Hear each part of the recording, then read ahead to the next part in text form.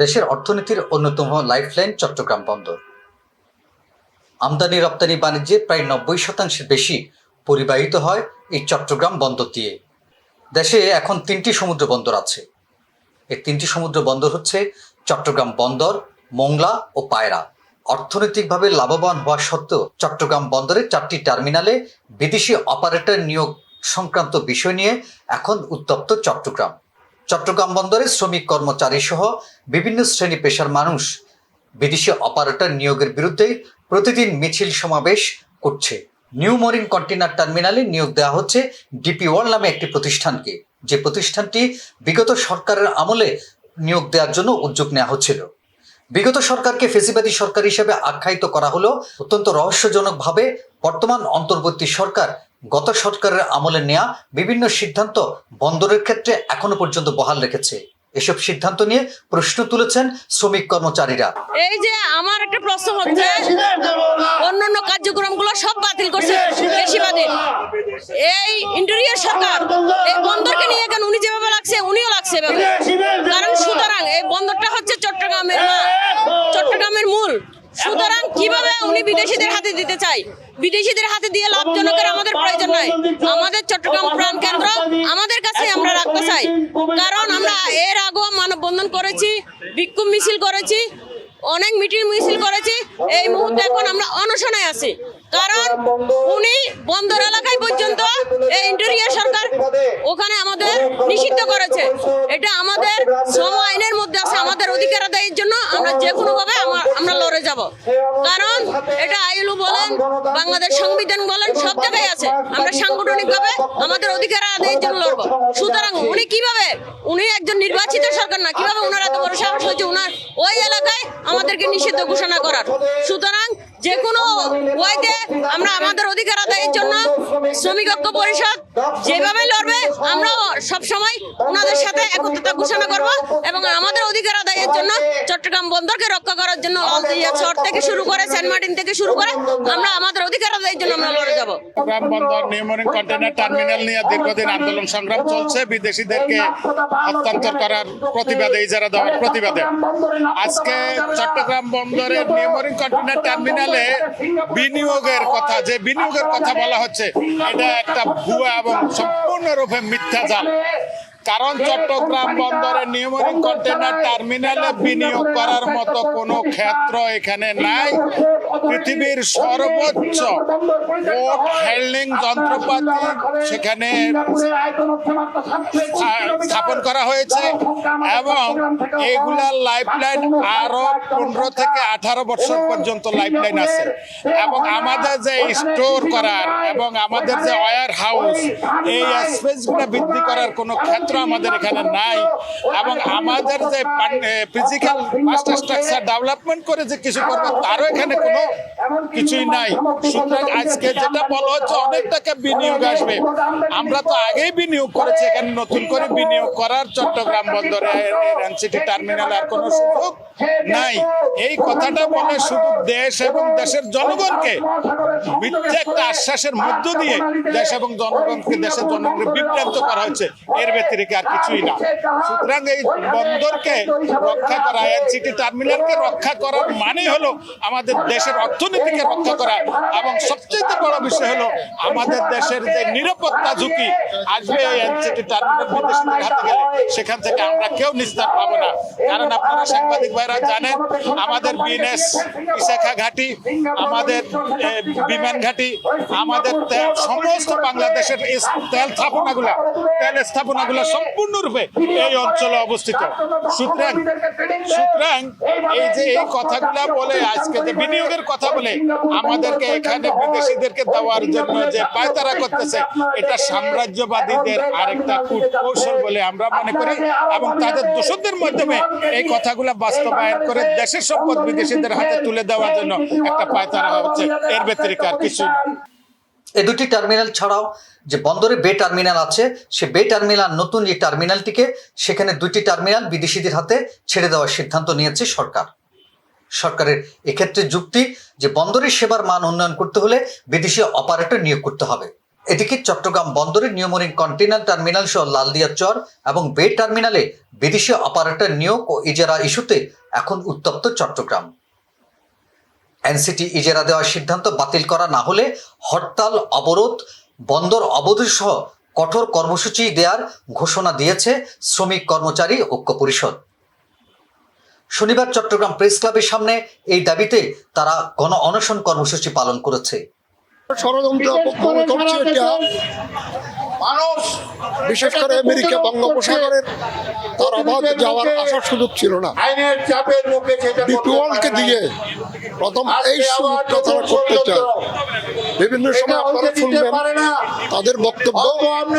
রাম সাহেব বলেছেন আরাকান বাংলাদেশের হয়ে যাক, একবার বলেছেন।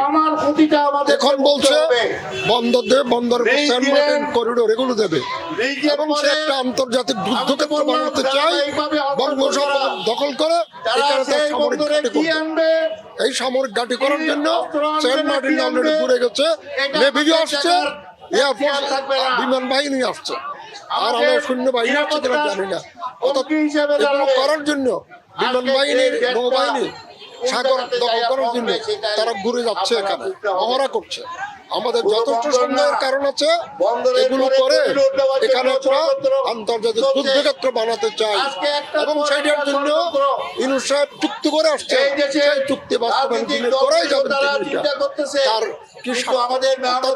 তার বাংলাদেশের অর্থনৈতিক ক্ষতি, বাংলাদেশের নিরাপত্তা এদেরকে দিলে সব আমাদের মূল লক্ষ্য হলো যে শ্রমিক কর্মচারীদের প্রতিষ্ঠানকে বাঁচাই রাখা হলো যে আমাদের মূল কাজ।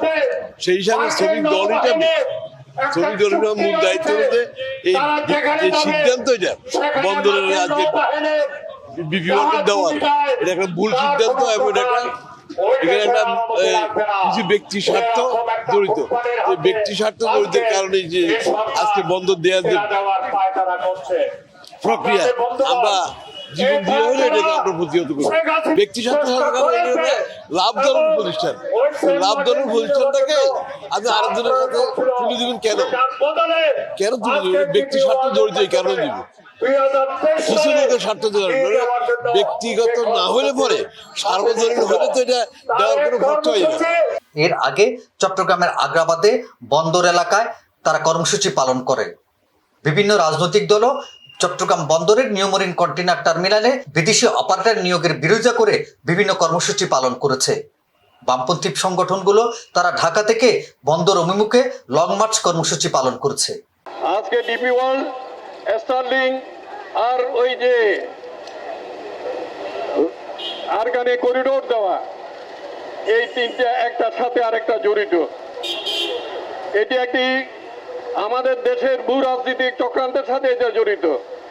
শুধু বন্দর না, বন্দরের ডিপি ওয়াল, বন্দরকে দিয়ে দেওয়া ডিপি ওয়ালকে স্টার্লিং ইতিমধ্যে দিয়েছে, চুক্তি হয়েছে। আর ওইদিকে আরকানের যে করিডোর দেওয়া, এই তিনটি একসাথে জড়িত।